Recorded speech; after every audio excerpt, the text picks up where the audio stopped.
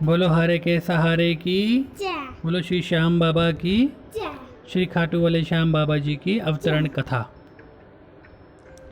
महाबली भीम के पुत्र और घटोत्कच के पुत्र बर्बरीक बड़े वीर और धार्मिक प्रवृत्ति के थे। यही आगे चलकर खाटू श्याम बाबा बने। परोपकार की भावना उनमें कूट कूट कर भरी थी। बचपन से युवावस्था तक उन्होंने घोर साधना कर अनेक सिद्धियां प्राप्त की। बात महाभारत काल की है। कुरुक्षेत्र में उपलव्य नामक स्थान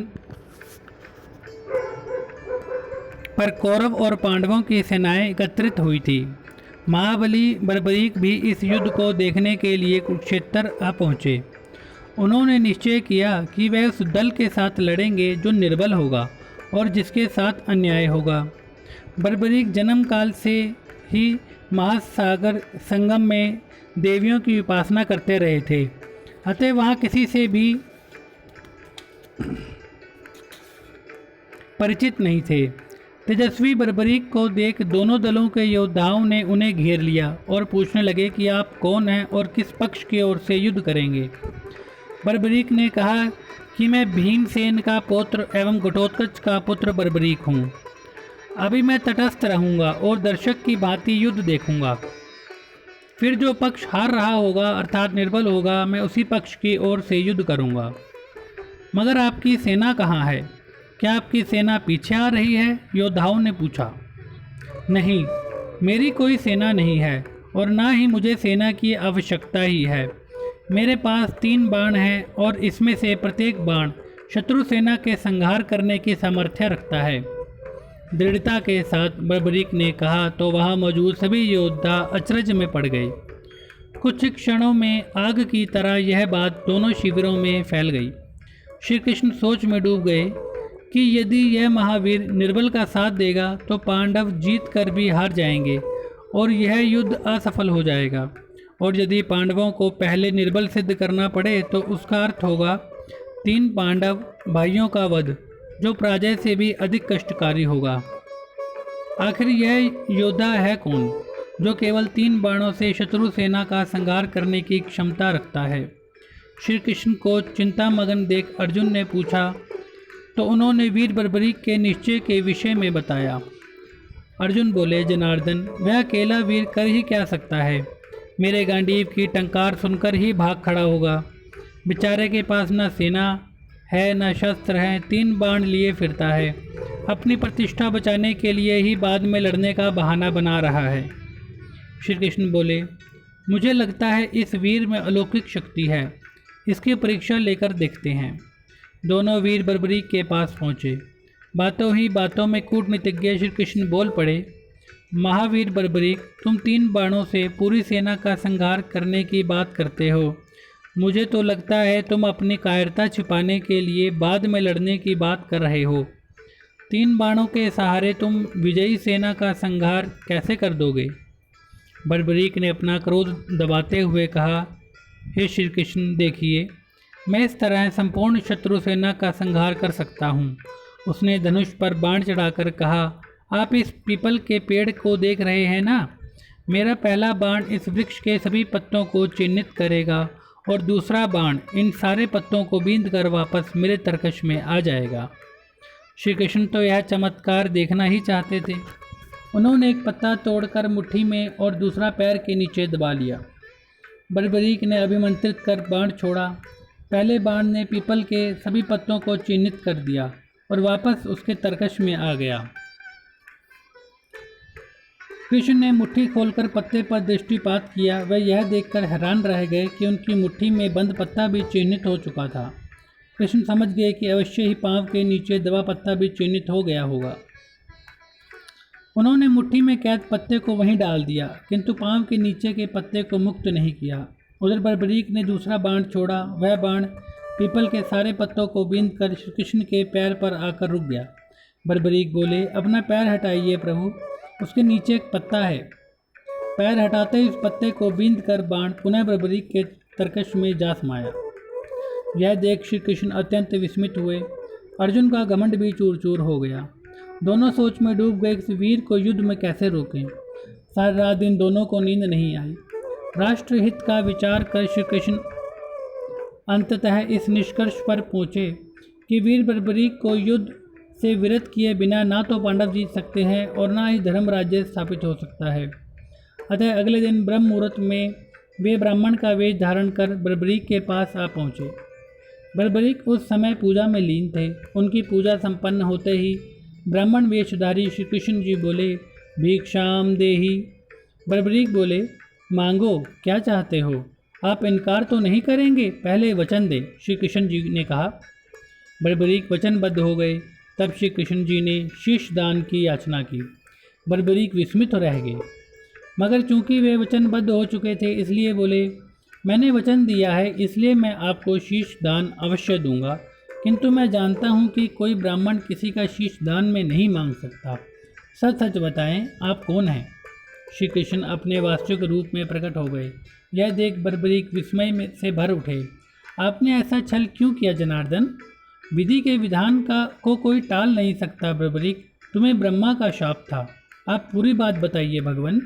श्री कृष्ण जी बताने लगे, एक बार मेरु पर्वत पर देवगण मंत्रणा कर रहे थे कि पृथ्वी पर कंस, जरासंध, बकासुर, हिडिंब, मुर आदि राक्षसों के अत्याचार से छुटकारे के लिए क्या उपाय किया जाए। तब ब्रह्मा जी ने विष्णु जी से कहा था कि आप अवतार ग्रहण कर पृथ्वी से राक्षसों का भार उतारें। इस पर विष्णु जी ने उनकी प्रार्थना स्वीकार कर ली थी। उस समय सूर्यवर्चा नामक एक यक्ष ने अपनी भुजा उठाकर गर्व से कहा था कि मैं अकेला ही अवतार लेकर पृथ्वी के सब भूत प्रेत और राक्षसों को मार भगाऊंगा। सूर्यवर्चा की इस गर्भोक्ति को सुन ब्रह्मा जी क्रोधित हो उठे और उन्होंने शाप दिया था कि हे दुर्मते सूर्यवर्चा, सारे देवता मिलकर भी राक्षसों का वध नहीं कर सकते और तू मात्र मोहवश ऐसा कह रहा है। पृथ्वी पर जब अधर्म के विरुद्ध धर्म का युद्ध होगा तब विष्णु अवतारी श्री कृष्ण तेरा शीश दान में मांग लेंगे। श्री कृष्ण ने अपनी कथा समाप्त की और बोले, हे बर्बरीक, तुम ही सूर्यवर्चा हो। तुम्हें ब्रह्मा जी के शाप से मुक्त करने के लिए मैं तो निमित्त मात्र था। बर्बरीक ने कहा, जैसे प्रभु की इच्छा, मगर प्रभु मेरी भी एक इच्छा है। कहो बर्बरीक। मैं इस महायुद्ध को अपनी आंखों से देखना चाहता हूँ। शीश दान देने के उपरांत क्या ये संभव होगा? मेरी कृपा से अवश्य संभव होगा। तुम ना केवल देख पाओगे बल्कि सुन और बोल भी पाओगे। यह सुनते ही महाबली बर्बरीक ने अपना शीश काटकर श्री कृष्ण जी को भेंट कर दिया। श्री कृष्ण जी ने उस शीश को प्रणाम किया और बोले, वत्स, तुमने राष्ट्रहित में बहुत बड़ा बलिदान दिया है। जब तक पृथ्वी, नक्षत्र, सूर्य और चंद्रमा रहेंगे लोग तुम्हारे शीश की पूजा करेंगे। तुम मेरे श्री श्याम रूप में पूजे जाओगे।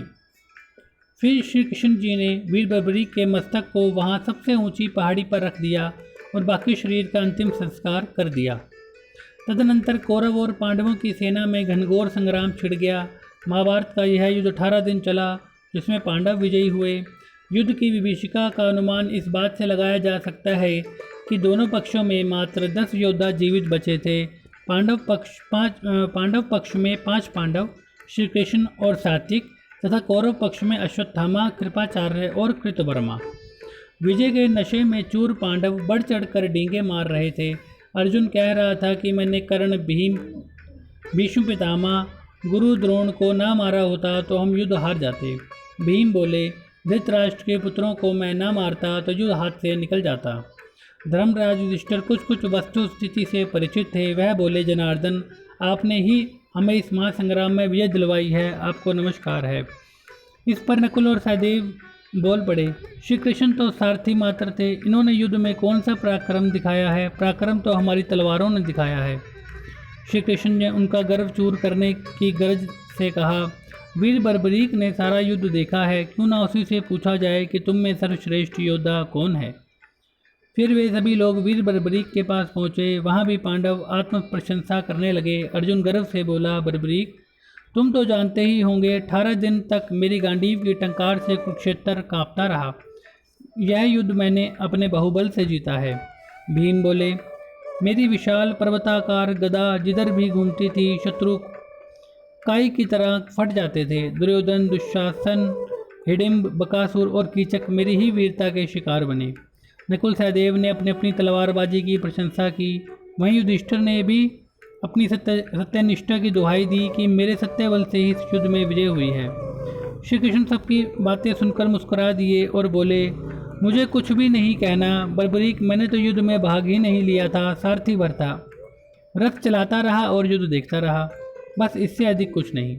सबकी बातें सुन बर्बरीक व्यंग्यपूर्वक हंसे और बोले, हे श्री कृष्ण जी, आपने अच्छा किया जो योद्धा के रूप में युद्ध में भाग नहीं लिया। शस्त्र धारण करते तो संभवतः पांडवों की पराजय होती। कुछ देर रुककर बर्बरीक पुनः बोले, अकेले भीष्म ने ही समस्त पांडव वीरों और इनकी सेना का बुरा हाल कर दिया था। मैं तुम्हारी बात का उत्तर दे रहा हूँ अर्जुन।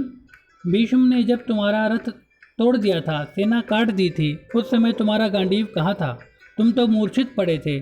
तब श्री कृष्ण जी ने तुम्हारी रक्षा की थी। फिर उस समय तुम्हें शर्म नहीं आई जब तुम भीष्म से उनकी मृत्यु की तरकीब पूछने गए और शिखंडी के पीछे से निहत्थे पितामह पर बाण चलाए? वह संभवतः तुम्हारी वीरता की प्रकाष्ठा थी। जयद्रथ वध के दिन भी यदि श्री कृष्ण माया ना फैलाते तो तुम्हारा अंत निश्चित था। गुरु द्रोण को भी आपने छल पूर्वक मारा और कर्ण के सामने अपने दिव्यास्त्र कहाँ गए थे, उसे भी आपने बड़ी निर्लज्जता से मारा। यह सब मैंने अपनी आंखों से देखा है। महाबली बगदत्त की भीषण शक्ति को भी श्री कृष्ण ने अपनी छाती पर सहा। वह जानते थे कि वह शक्ति तुम्हारे सैकड़ों टुकड़े कर देती। बर्बरीक ने भीम की ओर देखा और बोले, आप सर्वश्रेष्ठ योद्धा हैं, इसमें रंच मात्र भी संदेह नहीं है भीम, किंतु कर्ण के सामने आपकी गदा को क्या हो गया था? आप जान बचाने के लिए मरे हाथियों के झुंड के पीछे जा छिपे। तब कर्ण ने धनुष की डोर गले में डालकर आपको बाहर खींचा था। वह चाहते तो उसी पल आपको मार सकते थे, किंतु उन्होंने ऐसा नहीं किया। आपको ही नहीं, उन्होंने नकुल, सहदेव और धर्मराज युधिष्ठिर को भी जीवन दान दिया था। आज आप अपनी वीरता की डींगे हाँक रहे हैं, लेकिन सच्चा वीर वह महारथी था जिसने कायरों पर वार करना उचित नहीं समझा था और सबको प्राण दान दे दिया था। बर्बरीक कुछ रुककर पुनः बोले, महाबली भीम, दुर्योधन के साथ गदा युद्ध में आप अपनी महानता दिखा सकते थे, किंतु वहाँ भी श्री कृष्ण के इशारे पर युद्ध के नियमों के विरुद्ध आपने दुर्योधन की जंघा पर गदा मारी। धिक्कार है आपको और आपकी वीरता को। धन्य था दुर्योधन। धर्मराज युधिष्ठिर के कहने पर उसने अपने से बलि को चुना। यदि वह इन चारों में से किसी को चुन लेता तो उसके साथ गदा युद्ध और मल्ल युद्ध में इनकी मौत निश्चित थी, किंतु श्री कृष्ण की नीति असफल कैसे हो सकती थी? मेरा तो यही मानना है कि वास्तव में यह युद्ध श्री कृष्ण के कारण ही जीता जा सका है। उन्होंने अपनी बुद्धि और कूटनीति के सहारे यह महासंग्राम जीता है।